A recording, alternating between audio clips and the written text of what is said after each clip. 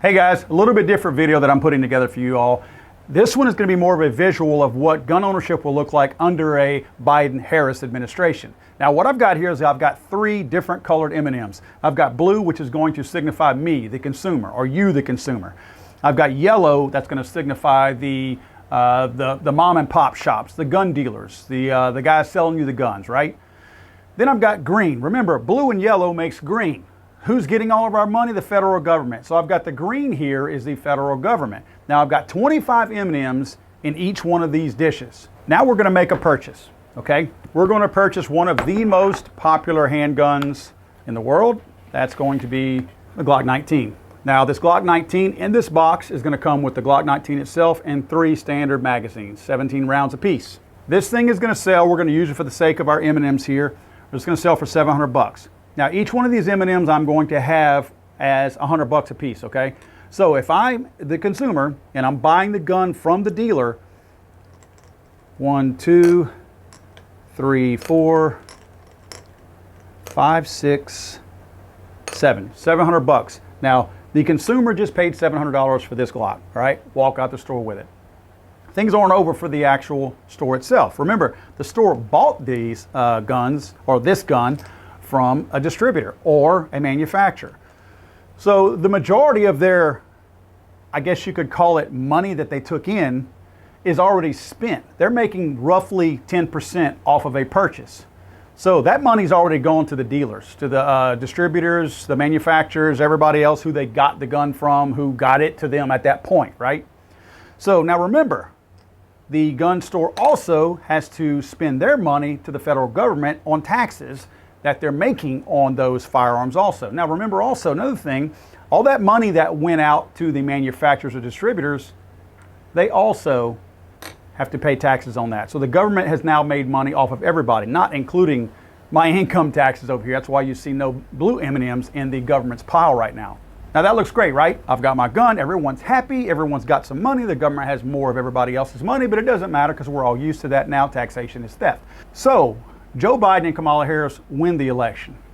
One of the first things that they have said they are going to do, not might do, not may do, but we will do, they're emphatic about it, is that they are going to ban what they call assault weapons. Now, you may be thinking, what's that got to do with the Glock and the M&Ms? Let me tell you. They consider a Glock 19, because it holds more than 10 rounds and is capable of holding more than 10 rounds, they consider this an assault weapon. This is an assault weapon under the Biden-Harris administration. So I'm now going to have two options under the Biden-Harris administration. Again, everybody is holding this amount of money right now, but I have decisions to make because now the laws under the Biden-Harris administration have changed, and I am now technically in possession of an illegal handgun. The two options that they're giving me is I am going to either be able to sell my firearms to the government for pennies on the dollar, or I can keep all of my assault weapons here, and now I get to pay this $200 tax, this NFA tax, on it. Let's see how the buyback would look. The government now is going to pay me for my NFA items that I'm going to sell back.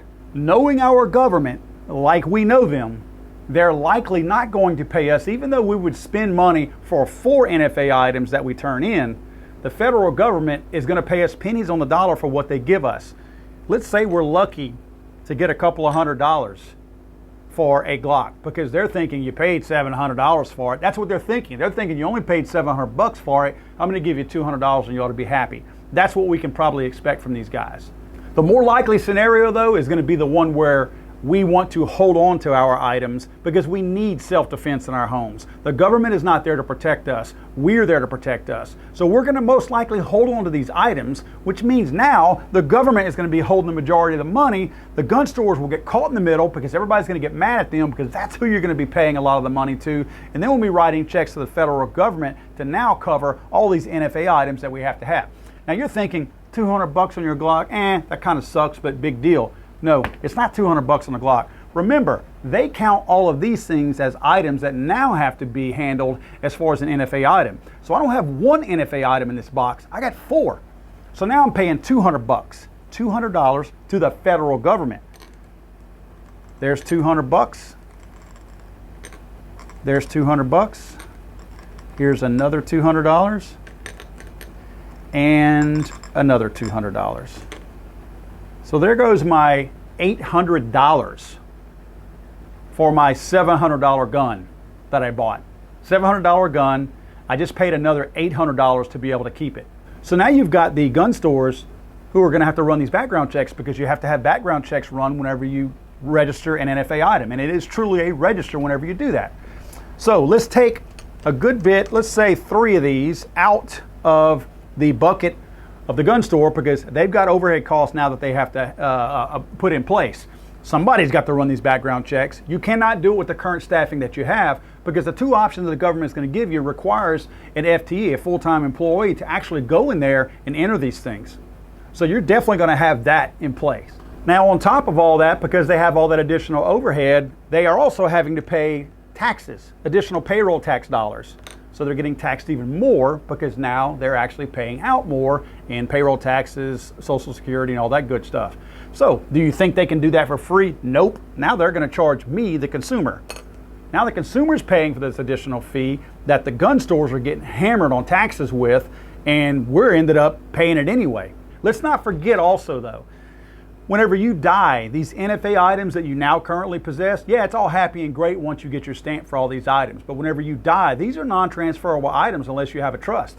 You now cannot just simply give these items, these guns or these magazines, to friends, family, anybody else, because now they have to be transferred via the NFA process. As usual, look who gets stuck at the end of the day with the least amount of M&Ms in their pockets.